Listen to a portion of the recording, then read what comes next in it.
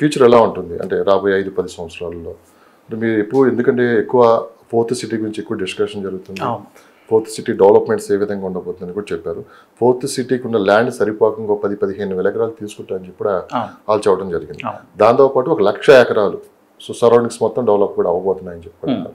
ఒకసారి ఫ్యూచర్ ఆలోచిస్తే రాబోయే 5-10 సంవత్సరాల్లో ఇటు ఎయిర్పోర్ట్ నుంచి మొదలు పెట్టుకుంటాడు శ్రీశైలం ఎండింగ్ వరకు ఎలా ఉండొచ్చు సార్ ఈ రోడ్డు? అంటే ఇటు పక్క బెంగళూరు హైవే కూడా ఉంటుంది, ఈ రెండు పక్క పక్కనే ఉంటాయి. మరో పక్క ఎక్కువ ఈ మధ్యకాలంలో అనిపిస్తుంది సాగర్ హైవే కూడా ఎక్కువ డిమాండ్ ఉందని చెప్పి. ఎలా ఉంటుంది ఈ లొకేషన్ మొత్తం? అంటే అభివృద్ధి అంతా ఒకవైపే ఉండబోతుందా? అప్పుడు సౌత్ పార్ట్ని డెవలప్ చేయడానికి కారణం అదే కదా, అభివృద్ధి అంతా వెస్ట్లో కాన్సన్ట్రేట్ అయిపోయింది. ఇక హై రైజ్ టవర్స్ చూస్తే ఇక్కడే, ఐటీ చూస్తే ఇక్కడే, రెసిడెన్షియల్ హబ్స్ చూస్తే ఇక్కడే, సౌత్ ఈస్ట్ నార్త్ నెగ్లెక్ట్ చేయబడ్డాయని చెప్పొచ్చు. సో దాన్ని కాంపన్సేట్ చేయడానికే ఇప్పుడు సౌత్లో కాన్సన్ట్రేట్ చేసింది బిఫోర్ గవర్నమెంట్ కానీ ఈ గవర్నమెంట్ కానీ. సో ఇప్పుడు సౌత్లో ఏం జరుగుతుందో చూద్దాం. ఆల్రెడీ ఎయిర్పోర్ట్ ఉంది, ప్లస్ ఫ్యూచర్ సిటీ రాబోతుంది. ఫ్యూచర్ సిటీ వస్తే ఏమవుతుంది, ఎంప్లాయ్మెంట్ జనరేట్ అవుతుంది. ఎంప్లాయ్మెంట్ జనరేట్ అయితే రెసిడెన్షియల్గా డెవలప్ అవుతుంది, కమర్షియల్గా డెవలప్ అవుతుంది. So it's a cyclic process అనమాట. సో ఇక్కడ వెస్ట్లో కంజెషన్ని తగ్గించాలి అంటే సౌత్ డెవలప్ చేయాలి. ఒకే చోట డెవలప్మెంట్ కాన్సన్ట్రేట్ చేయటం కాదు, పీపుల్ ఇక్కడి నుంచి అటువైపు మూవ్ అవ్వాలి. సో గవర్నమెంట్ సింపుల్గా మూవ్ అవ్వండి అంటే అవ్వదు, అక్కడ ఇన్ఫ్రాస్ట్రక్చర్ డెవలప్ చేస్తే people will naturally move there. Commercial spaces మొత్తం అంటే ఆ బిల్డింగ్స్ అన్ని ఒకే లొకేషన్లో వస్తున్నాయి. సో మిగతా ప్లేసెస్కి ఎందుకు అవి స్ప్రెడ్ అవ్వట్లేదు? దీనికి మనం బెంగళూరుతో కంపేర్ చేయొచ్చు అండి ఈ విషయంలో. బెంగళూరు ఏంటంటే 4 sides ఐటీ ఉంటుంది, ఏ పక్క చూసినా ఐటీ ఉంటుంది. బట్ హైదరాబాద్కి ఏమైంది, ఐటీ అంతా ఒకే ప్లేస్లో కాన్సన్ట్రేట్ అయింది. హైటెక్ సిటీ, గచ్చిబౌలి, ఫైనాన్షియల్ డిస్ట్రిక్ట్, ఈ ప్లేస్లోనే ఐటీ అంతా కాన్సన్ట్రేట్ అయింది.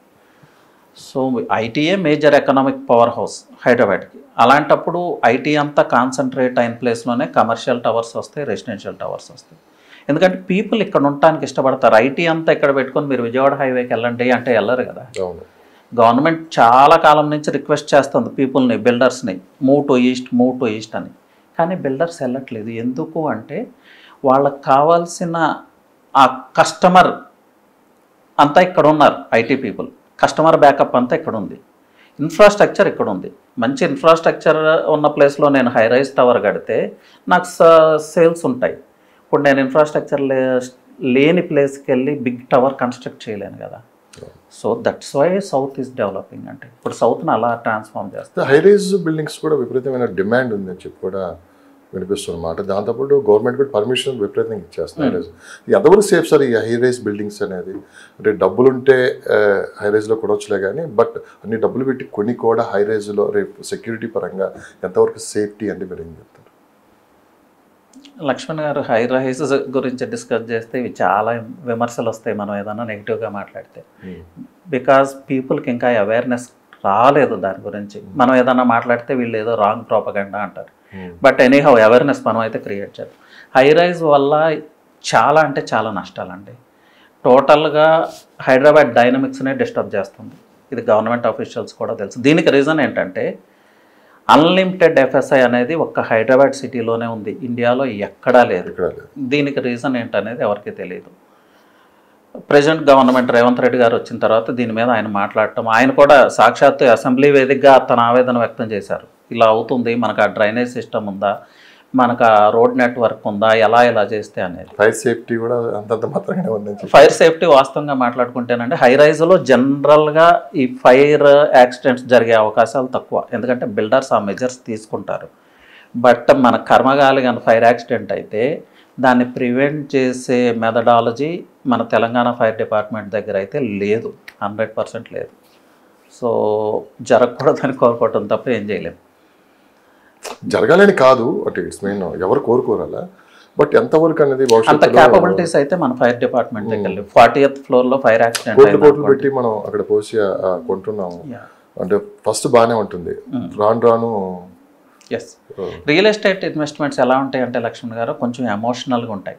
మీరు పర్చేజ్ చేశారనుకోండి, నా ఫ్రెండ్ కాబట్టి లక్ష్మణ్ పర్చేజ్ చేశాడు, నేను పర్చేజ్ చేయొచ్చు అనే ఒక కాన్ఫిడెన్స్ నాకు.